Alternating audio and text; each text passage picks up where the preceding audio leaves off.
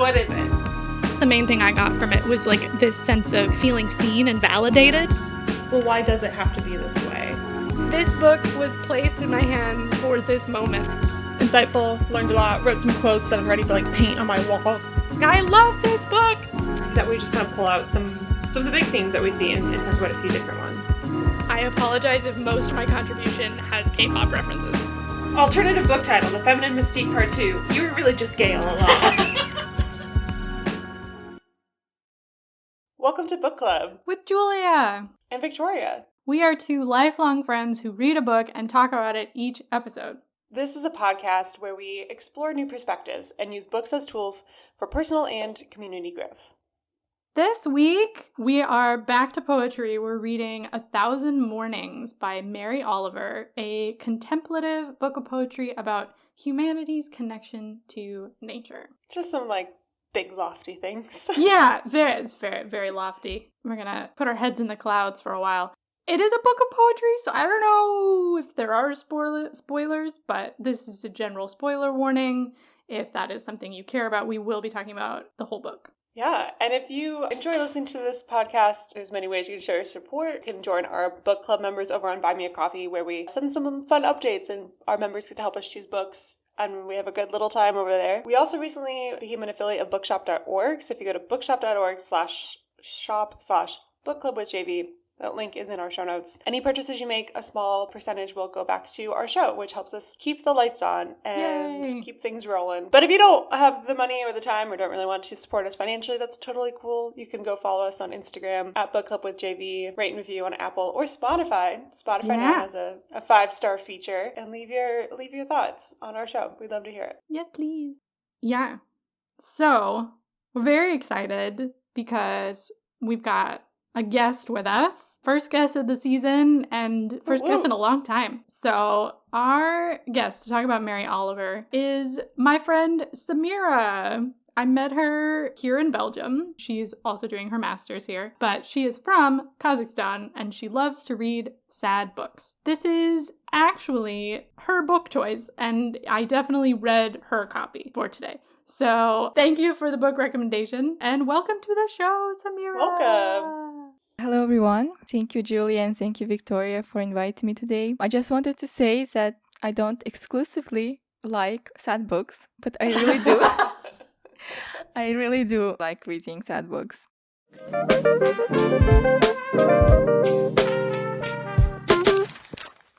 So for Mary Oliver, I actually started not with her poetry, I started with her prose.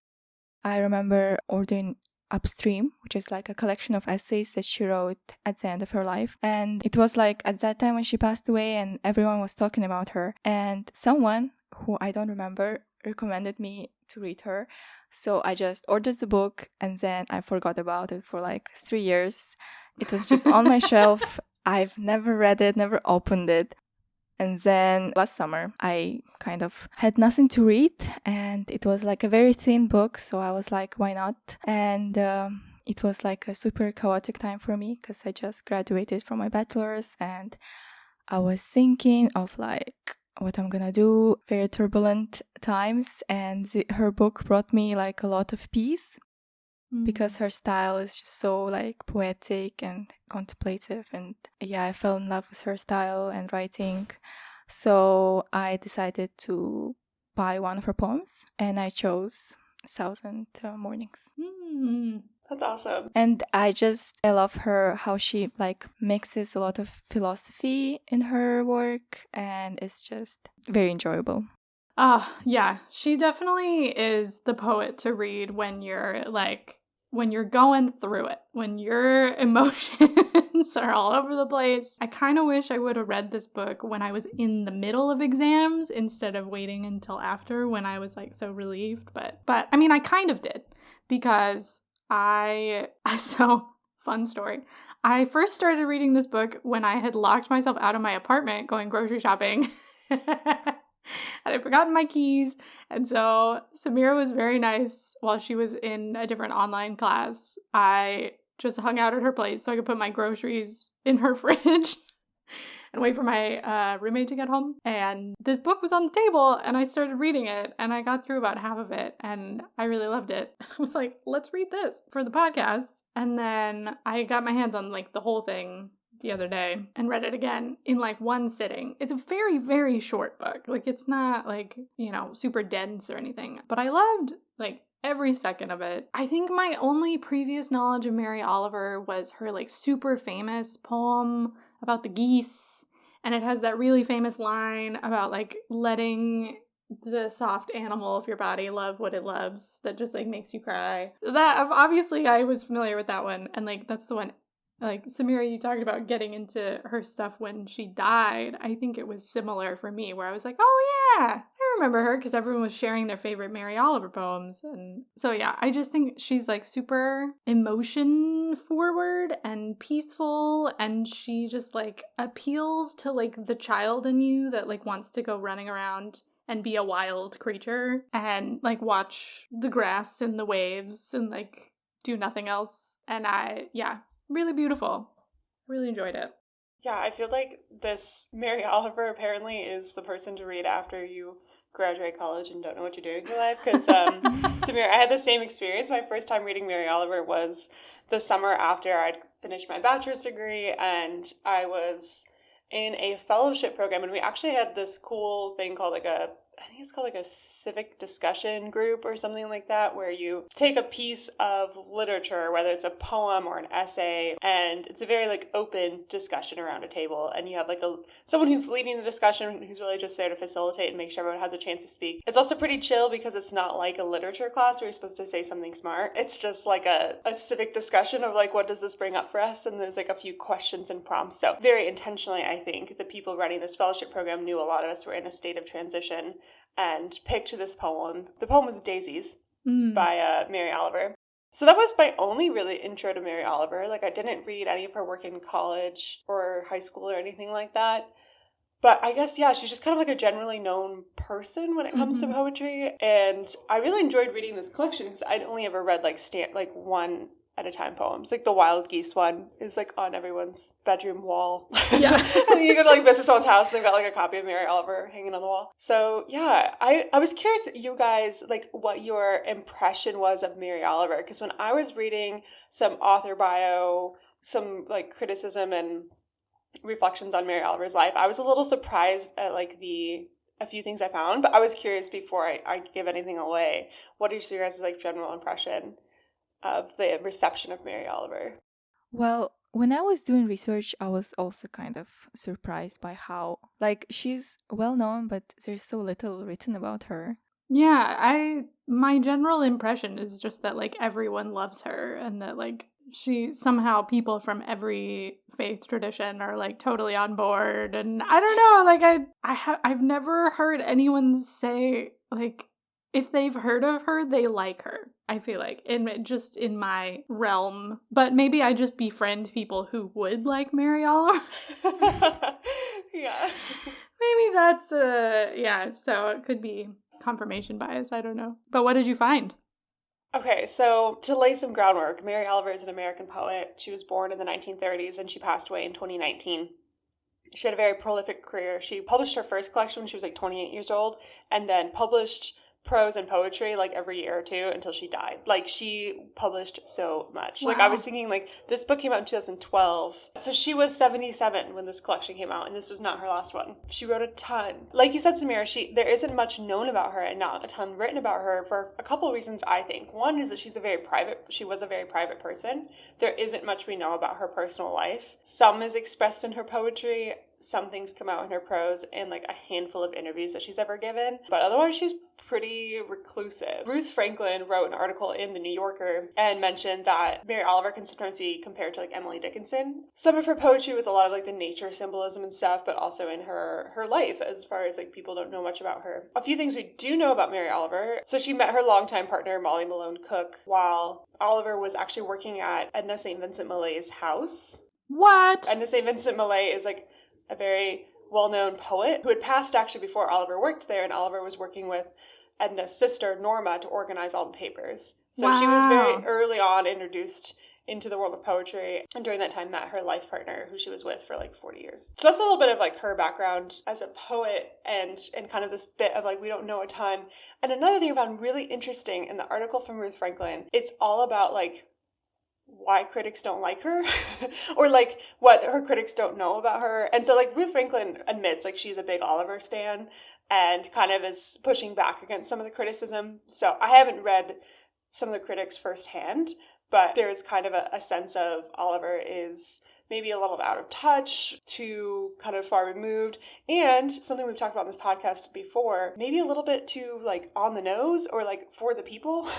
Like if you think about it, like we love Oliver because like people have quotes on their walls and like post it on Instagram and like people really resonate with it even if you haven't read much poetry. But her critics can sometimes think of her as perhaps less refined of a poet. If you think about the years that she was writing poetry, she seems much more like her predecessors, like E. E. Cummings and Waldo Emerson, Henry David Thoreau. Those people came way before her. E. E. Cummings overlapped with her a bit. Otherwise, she's not very similar to a lot of the poets of the late 20th century, early 21st century. So I found that fascinating. A couple other things I thought were like, if you don't know this about Mary Oliver, you probably should know. She had a very troubled childhood. She was born in a small rural community outside of Cleveland, was sexually abused by her father. Her mother doesn't seem to have like been able to protect her, and she escaped to nature to find her solace. Like she would just go out to the woods. And I feel like that's very telling of the person and the poet she continued to be. Yeah. Mm-hmm. I just wanted to add, like, when you were talking about the criticism, I also read that article, and she kind of notes that it's her, like, I don't know how they phrase it, but it's like because she's a woman's writer, and she writes such, like, in a very generic kind of way, I guess, like what the critics say about her. And I just found it interesting how, like, she wasn't sophisticated enough for these critics. She's the original Rupi Kaur. Yes. Yeah, in a way. Yeah. And I mean, she was like a lesbian poet, so. Yeah, that probably didn't help in the 50s? Probably didn't help. Yeah, isn't there literally a line where the ocean tells her that you think too much? Yes, kind of. She does have a whole poem about how she thinks too much. Yeah. It's another one, yeah. And I feel like those criticisms are like completely missing the point of her work. Like she literally addresses nature and poetry is like what she's doing to try to get out of her head. She's not trying to be the most sophisticated wordsmith, right? She's trying to deal with some human shit. You know, I feel like if you criticized her for not being like, oh, you used words that normal humans would use. I'm like her crime is being too relatable to people. Yeah. Yeah, she got some flack from the poetry community because there was like Oprah's magazine called O. There was a whole issue that was dedicated to poetry, and Mary Oliver was like one of the prominent people featured in it. And it's like, okay, well, the person who's going to criticize O for having a poetry issue is also the kind of person who's going to criticize Mary Oliver. Like someone who doesn't think poetry is for women and everyday women at that. So yeah, all this to say, there are critics of Oliver, but she is also like universally understood as like a very important poet. Fascinating. Well, now I'm really excited to talk about these. So I'm going to give a really brief summary of kind of what this collection is about, and then we'll get into it. So, 1,000 Mornings, which I continue to forget is the title of this book, is a short book of poetry by the legend Mary Oliver, who we just discussed, which tells stories of her interacting with nature and what happens when she does, like what it does to her. So each poem gives us kind of a different insight into like what the sea makes her feel or think and like what memories it helps her process. There are multiple poems about her dog Percy, who had passed in years prior, and kind of she talks about like the lessons that he taught her, and those are the sweetest. The first Percy poem, I was like, who the fuck is Percy? Oh my god, same. When I first read it, I was like, this is like, I don't know, I thought it's a person as well. I was too recently thinking of Percy Jackson, and I almost started looking up like Perseus from like Greek mythology, but I'm like, she doesn't seem like the person to throw around some Greek mythology names without like giving us some more context. So when I realized it was her dog, I was like, that's actually very sweet. I know. I did have a similar thought when she brought up Percy and she was by the ocean. I was like, is Percy like is this the Greek person sailing in from the sea? Is it some metaphor? No, it's just her dog. It's an interesting choice that she puts the poem which explains who her dog is at the end and has this poem about Percy, about him like way earlier without explaining it yet. It's yeah. She also puts herself in the perspective of nature, so in like the foxes or the trees or the ocean, to kind of see what she looks like through their eyes. And it's kind of a processing tool for her. So overall, the book has this very like gentle spirituality to it, but it sort of encompasses like all the possible spiritual expressions. Like it's not really picking any one tradition or anything. It's more about like reminding herself and her readers that we're all just kind of part of this big, vast, wild nature. So yeah, that's the book. That's the book.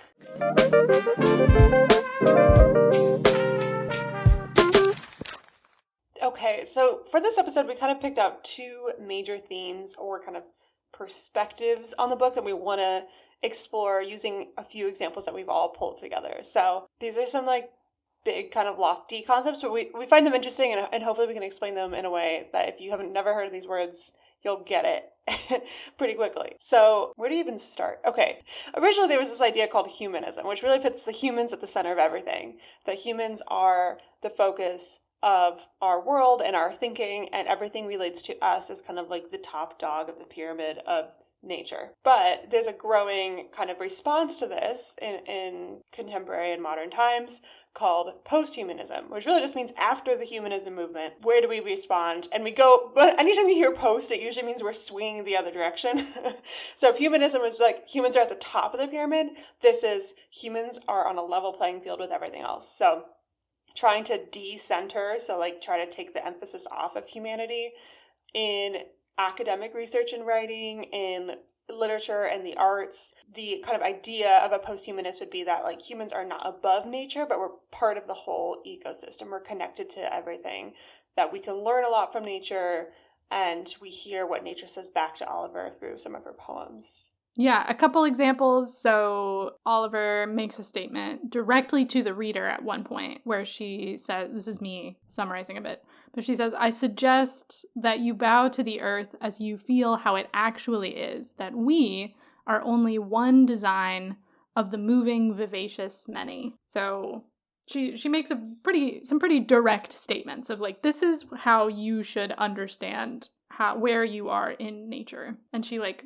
calls the trees her sisters and the foxes her friends, and like in one of her poems she's talking to a fox and she's kind of differentiating that fox from all other foxes, like she would a person, like she's giving that fox and kind of individual personality. Yeah, like she sees parts of nature as other people.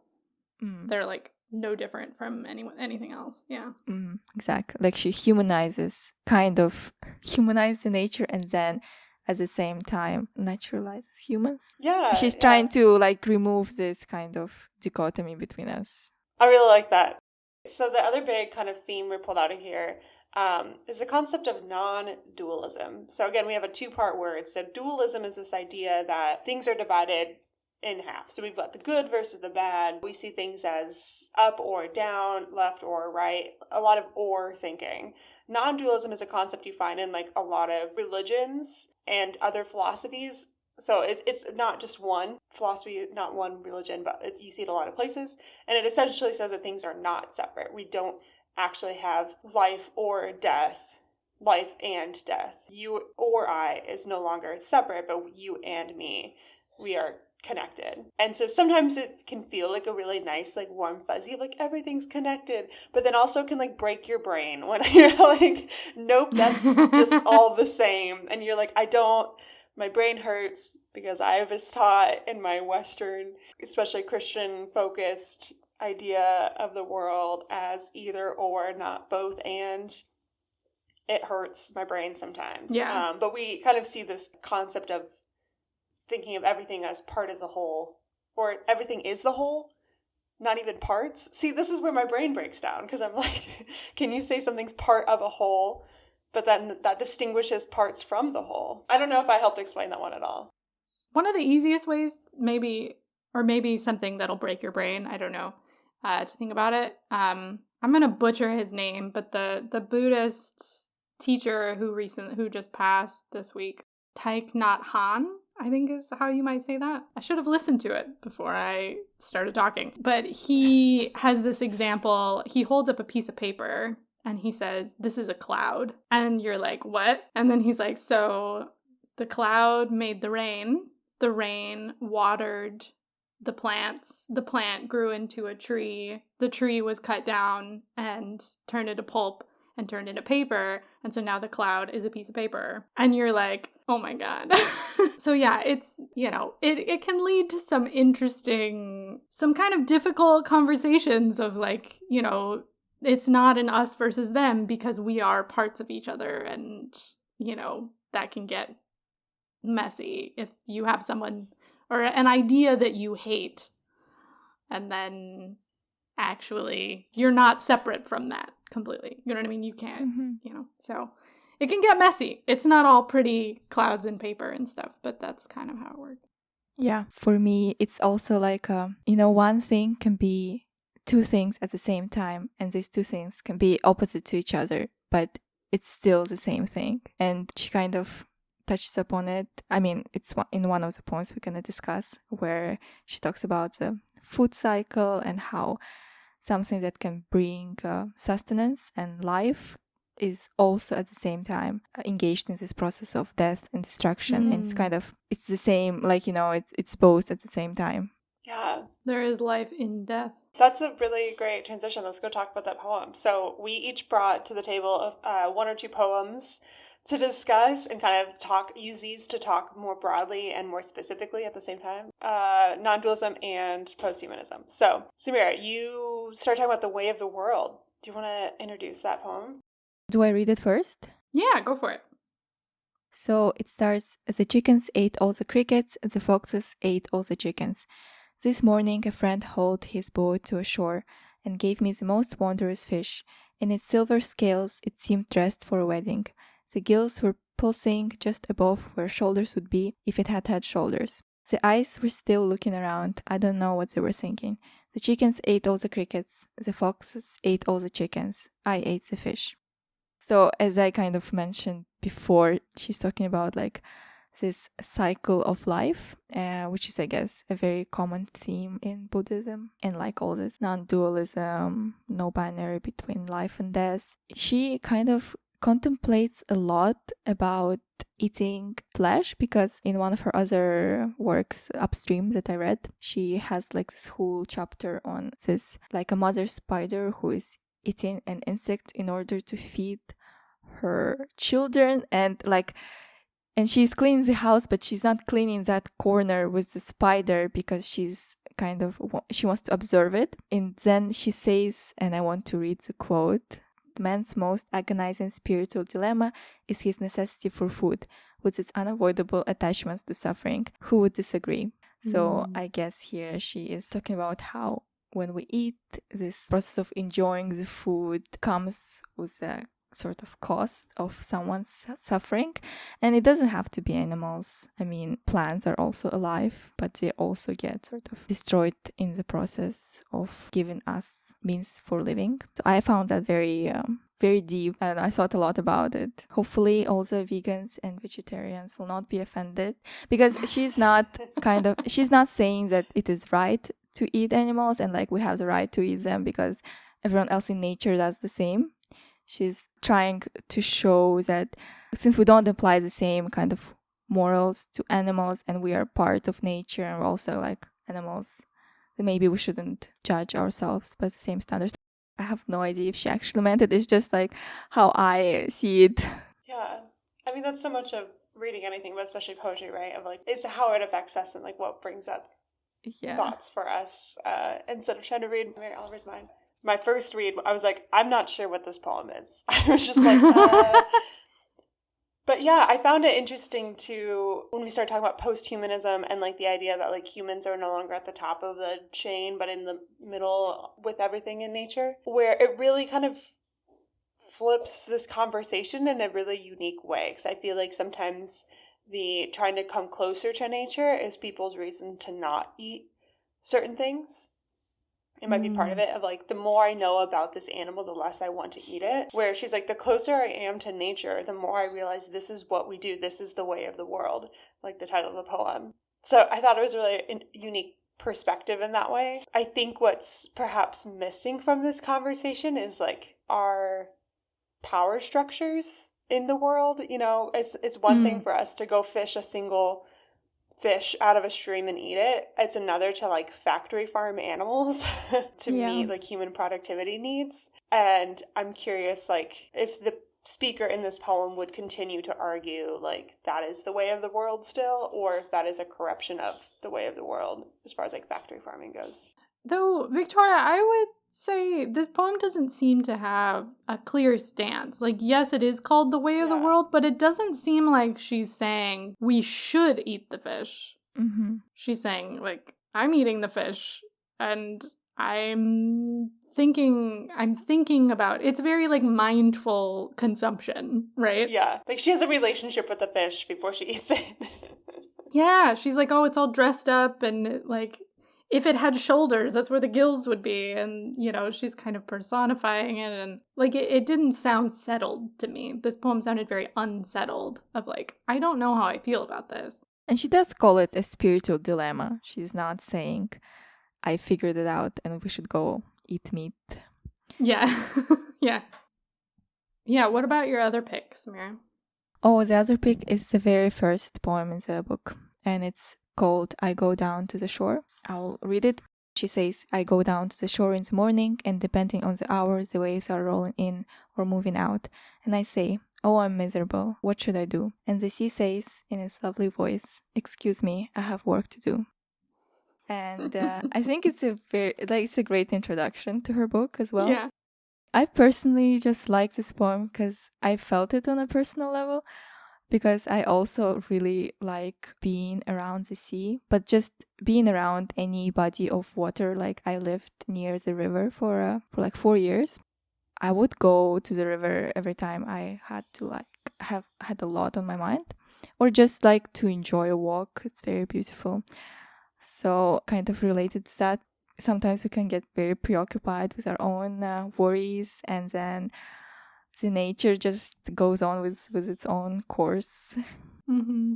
It's such a good introduction to the book because it does so many things in such a short period of time, where it's like she's basically saying, like, I'm going to be bringing a bunch of my baggage to nature, and I'm going to be having a dialogue with nature, and it's going to be talking back to me. And what it says is, calm down. I've got bigger problems. I literally cover 3/4 of the entire planet. I have other things to do than worry about what's going on in your head. And it feels so serious. Like, she's going to the ocean, and it seems like this serious, contemplative poem. And then at the end, the ocean is like, I've got work to do. Iconic. I did think it was a really good intro to the whole collection. It was kind of sassy. And I feel like really quickly gets across the post-humanist kind of standpoint as far as like, and this collection is going to be about how nature doesn't owe you anything. Yeah. In some ways, but also how we use nature as a way to like contemplate our own existence and like what we can learn from it too. Again, like a both and kind of approach. Like, the ocean has nothing for you, and also this collection will contain a lot of poems about going to nature to think about and meditate and contemplate our existence. I like the way she always in conversation with nature, and she kind of explicitly says it, like even in this poem. It's like the sea is talking in a voice, etc.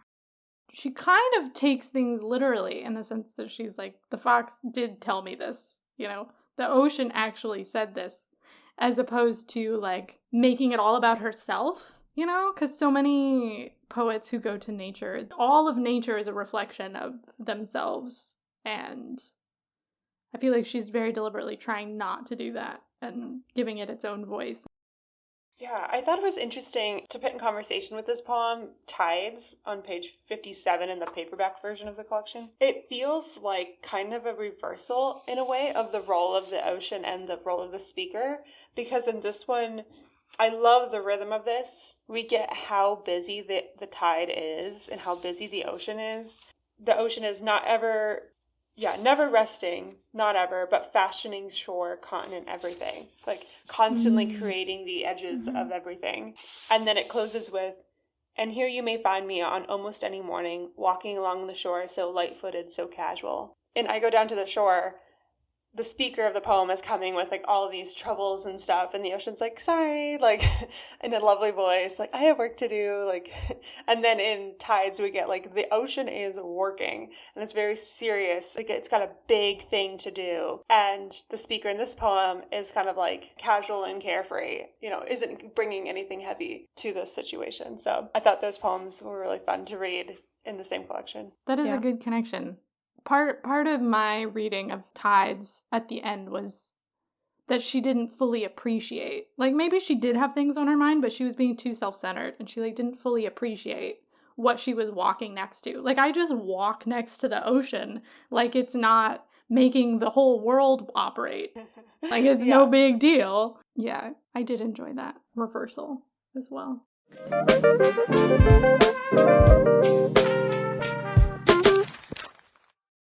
All right, so my favorite is called Hum Hum, and it's probably one of the most abstract, and I like the weird stuff.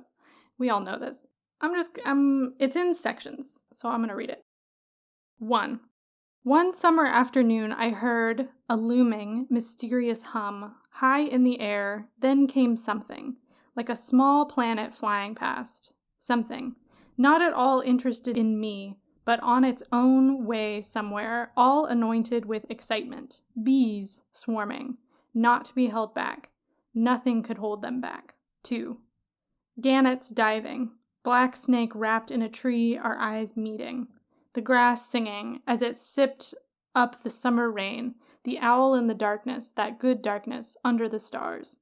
The child that was myself that kept running away to the also running creek.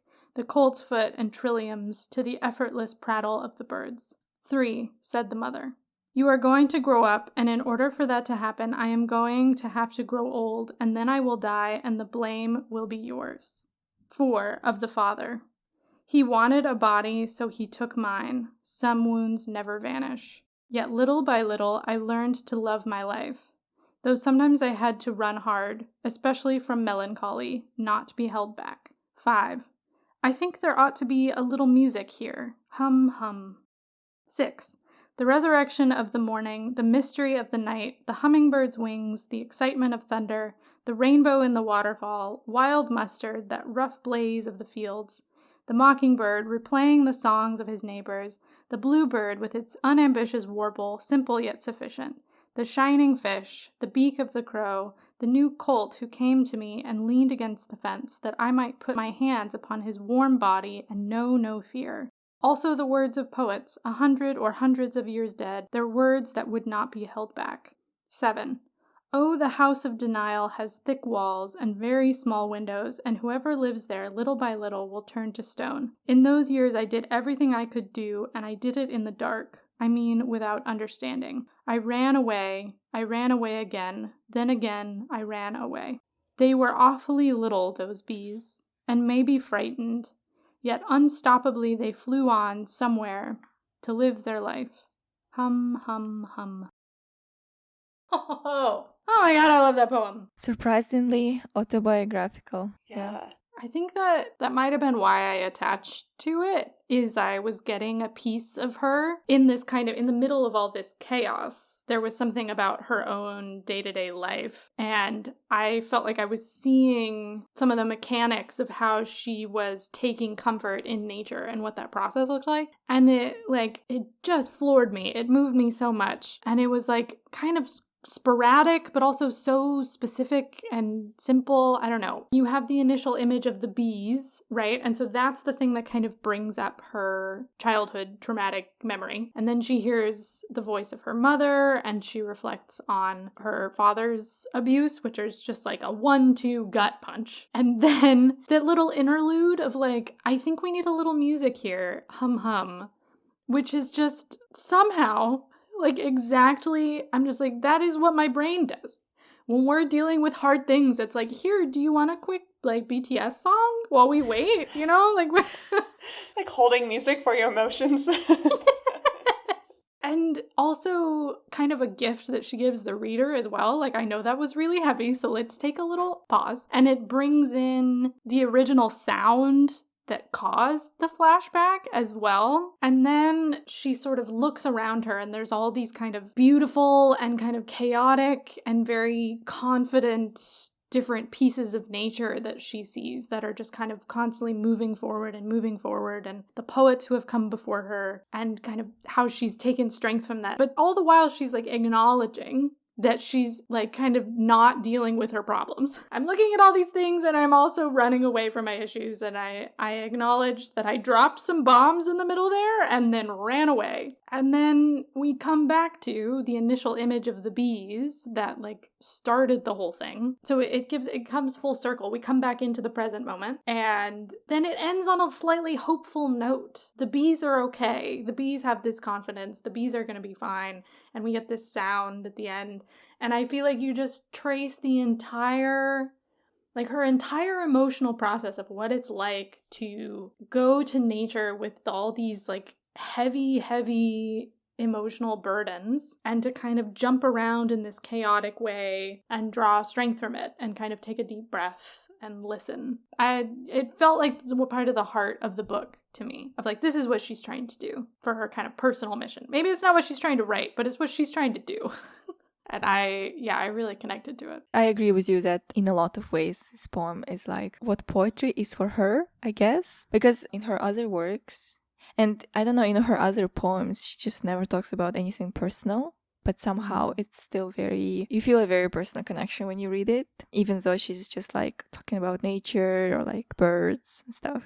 And then in this one, she really like dives into that. Yeah, it's interesting that there's this sense of like Mary Oliver is a very private person. We don't know a whole lot about her. And then part of me also wonders, like, if she had a different profession, would people think that? Like, poets tend to write a lot from personal experience and sometimes have to do extra work to reiterate when a voice in a poem is not their own, but of a character they've put on, whereas someone in fiction would not have, writing fiction would not have to make that argument. It'd be pretty like, oh yeah, that's the character you wrote. And then you read a poem like this and you're like, oh no, she shared so much with us. And what demand, it makes me like kind of question the demands we put on poets to like lay everything bare. Reading this poem again with knowing more about her childhood experiences, I think the poem hits a little bit harder because you know it's talking about something very real for her. And also, I don't know, it also makes me kind of sad yet hopeful in a way because she's like 77 years old and this is still coming up for her, you know, and like being reminded that like childhood trauma is like a very serious thing in our society. And anyone who's gone through childhood trauma, it's not just going to be time. You know, like there's going to be a lot that has to happen for them to be able to kind of come to terms with it. And it feels like even in her older age, this is still something really big to her that she's like coming back to, is very defining in her life and feels like, kind of like you said, Julia, like the climax moment of this whole collection. It falls directly in the middle, page-wise, of the whole collection. And one thing I really like, I felt like it was a bit of a treasure hunt for me because it felt like every other line was referencing another poem in the collection. And so I kept like flipping back and forth trying to find like what poems. So she talks about like the gannet diving, which is a very large seabird. It kind of reminded me of like the heron that we have earlier in the collection on page 15 that like is flying around. There's a black snake in a tree, which is like a whole other poem. We also get bees. I put page numbers, not poems, but page 17. We have a bit about music. We have the morning, which harkens to the poem 1,000 Mornings. The mystery of the night, which kind of flashed me back to an old story, which is about waking up in the middle of the night. The mockingbird is like straight up another poem. Yeah. And then the line of, also the words of poets 100 or hundreds of years dead. She uses that kind of phrasing to talk about composers who have died. And a composer maybe hundreds of years dead is in the, and Bob Dylan too. So in many ways it felt like the emotional climax of the whole collection. It's the longest one in the collection, and it's like pulling all these pieces in of poems that you've already read or will read in this collection. It kind of reminded me of like a compilation that pulls it together into like this larger story. And this is the only one where we get like very specific reference to her parents. So it makes me kind of want to reread the whole collection and see where else we might see some of those. Mm-hmm. It's almost like she's flashing through those different moments that she wrote other poems about as like different memories that are kind of a collage in her head in a way. It also felt a bit like a model of like, this is what you do, you know? If when you're coming to nature, you know, you need to listen. You got to have all your senses on and let it take you where it takes you. She doesn't judge herself too much either. Maybe what she's doing is rather than having her role models be her parents, she's having her role models be nature. Like, she takes the examples of the mockingbird and the colt and the snake and the other creature and the bees and is like, look at what they're doing. Look at how they've figured it out. Look at the small ways that they live their lives. And let's do that. Yeah, in one of her poems, she calls trees her sisters. So it's like she's trying to make this familial connection with nature. It's like a new family in a way. And I'm sorry to keep going back to the prose I read, but she wrote upstream when her partner, lifelong partner, passed away. And she kind of, from what I remember, she just never talks about it. Although it would seem natural that she would process her death through her writing. But then she talks a lot about death. So I was thinking like maybe that's her way of also talking about it without talking about it. Yeah, that seems to be her MO, which I think a great example of that is the poem that Victoria picked. So I really enjoyed the poems that Samir picked, but I picked another one that I also liked called The Mockingbird. I'll go ahead and read this one. The Mockingbird. All summer the mockingbird in his pearl gray coat and his white windowed wings flies from the hedge to the top of the pine and begins to sing, but it's neither lilting nor lovely, for he is the thief of other sounds. Whistles and truck brakes and dry hinges, plus all the songs of other birds in his neighborhood. Mimicking and elaborating, he sings with humor and bravado. So I have to wait a long time for the softer voice of his own life to come through. He begins by giving up all his usual flutter and settling down on the pine's forelock, then looking around, as although to make sure he's alone. Then he slaps each wing against his breast, where his heart is, and, copying nothing, begins easing into it, as though it were not half so easy as rollicking, as though his subject now was his true self, which of course was as dark and secret as anyone else's. And it was too hard, perhaps you understand, to speak or to sing it to anything or anyone but the sky. So yeah, I feel like this fits perfectly with what we were just talking about as far as Mary Oliver's approach of not writing about the big things happening in life, but maybe writing all the other things that come up in her thoughts. It makes me wonder also, like, how many of the speakers in these poems are truly her versus kind of her response or her almost like mockingbird of others around her, whether it's other poets or mockingbird. I want to say mocking nature, but that means something else. But being a mockingbird to nature and kind of repeating back what she hears it saying to her versus when she's perhaps all alone like the mockingbird is after you've gotten everything else out and you've copied everything else, finally like saying what is true for you, being yourself in the quiet. I also found it very curious, this idea of like, oh, the mockingbird is all alone and it can finally say this thing just to the sky, and it feels like it's just between the bird and the sky.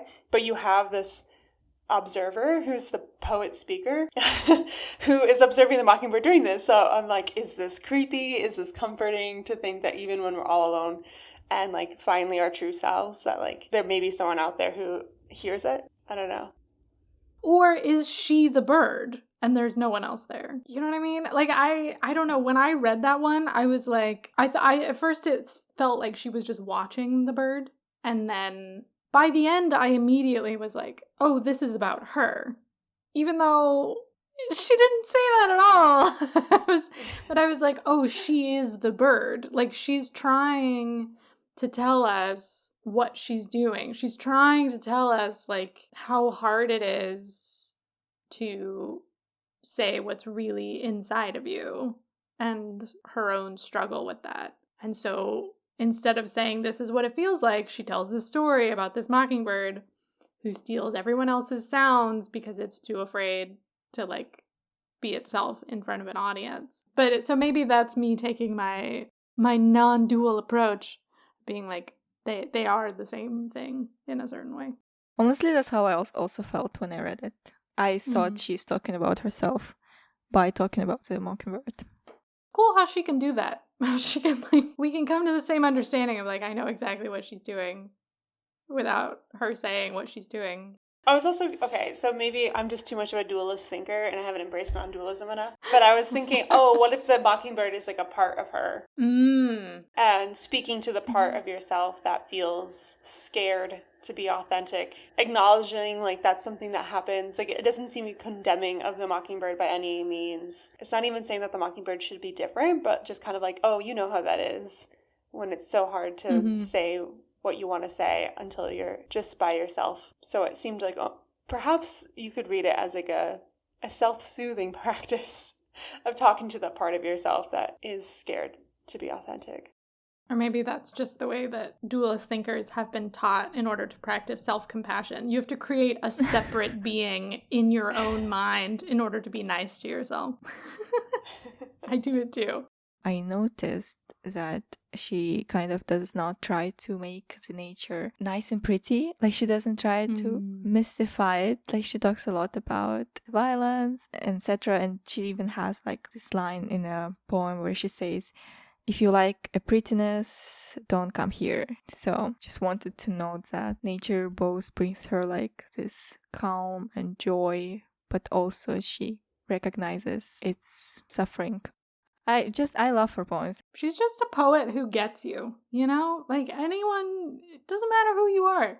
You sit down with a Mary Oliver poem and you're like, she understands me. Yeah, and she doesn't, like, it doesn't require any kind of literally education. Don't have to think too hard about what it means. Yeah, I appreciate that too. I think most of the time when we talk about poetry on this podcast, I end up recommending a lot of the same poets because I also tend to gravitate towards poets that I don't think you need a literature degree to understand and to enjoy and to, like, get something from. Sometimes I think poetry can be that lofty art form that can feel so disconnected, and sometimes even poetry and a lot of high art can be ridiculed for being too of the people, you know, like, oh, it's too simplistic. And it just feels like kind of a snotty thing to say about art. If you're like, oh, too many people understand and resonate with it, and now it's no longer good. What do you mean?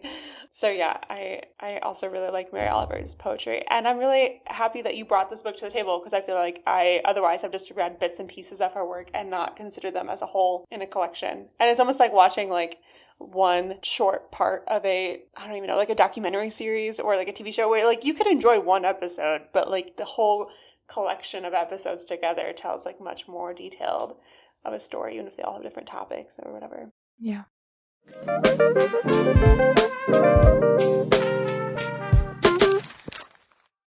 So closing out, Samira, for people who like this book, is there anything else that you've read that you would recommend? Yeah, I would definitely recommend to read her prose. I don't know, personally I liked it more than I liked her poems. Also, I do like her poems. Also, kind of reminded me of The Waves by Virginia Woolf that I keep telling Julia about because I kind of read half of it, but I'm waiting to buy a hard copy to read the rest because the imagery of nature, etc. reminds me of her. Yeah, I feel like I have more prose recommendations than poetry as well. So if you want some prose with, like, some tree-hugging themes, quite literally, I would highly recommend How I Became a Tree by Sumana Roy and or The Hidden Life of Trees by Peter Wohlleben. And then for more poetry about sort of a spiritual connection to the earth, this is not something I've read, but I am assigning myself and recommending to you An American Sunrise by Joy Harjo. She's the first Native American poet laureate. So there's so much else out there by Mary Oliver. Like we said, she wrote like a ton of stuff in her lifetime. So I definitely recommend checking out others of hers.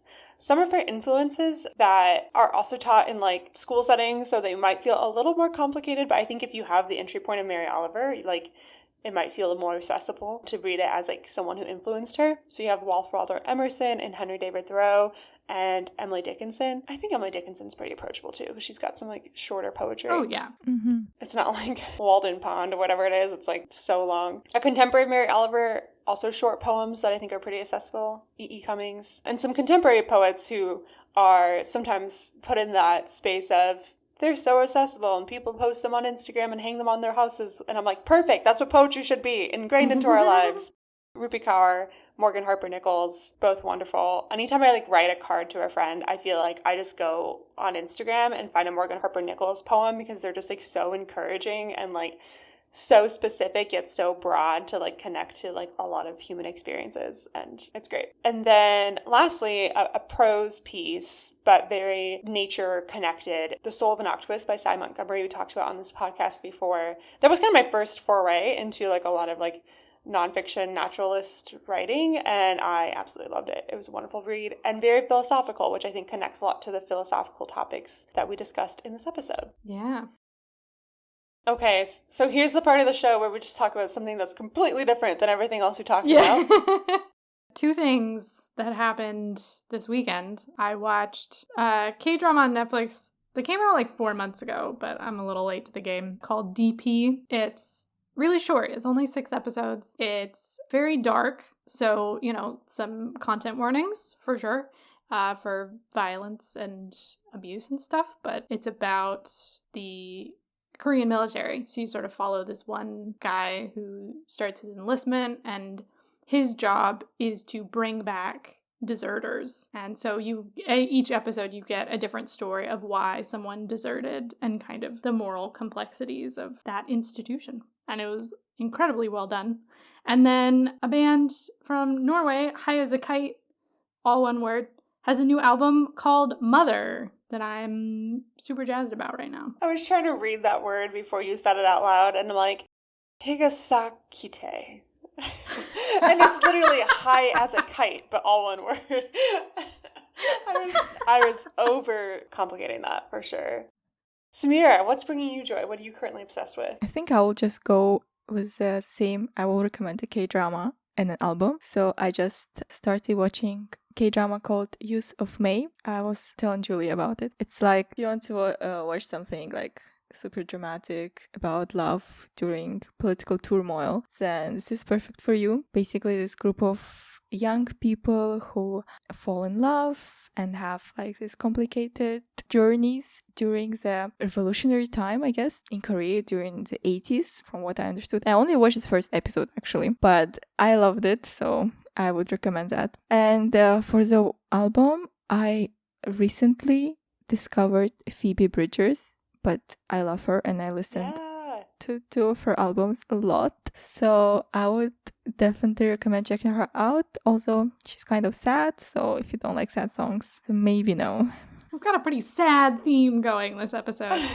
Yeah. I recently read the memoir that Brandi Carlile put out last year. Interesting stories, for sure. And one reason I love music memoirs and books about music is because I love the context around when people wrote certain music, and helps me like get into like a new artist that I might be interested in theory. You know, like I've heard of them enough. I'm like, I should like Brandi Carlile because it's like folksy singer-songwriter, a bit country. She's an awesome like queer figure in the music world, and like she won a bunch of Grammys, and I'm like, how do I not like listen to her? I love like Brittany Howard and like Maggie Rogers and like a lot of other singers that are like her contemporaries. So anyways, read her memoir and learned all about her album By the Way, I Forgive You. And I've been listening to it like nonstop the last couple of days. And it makes me cry because there's also some really sad songs on it. So just adding to the sad themes. But also some really heartfelt ones. Like there's a song called Mother of Evangeline. And her partner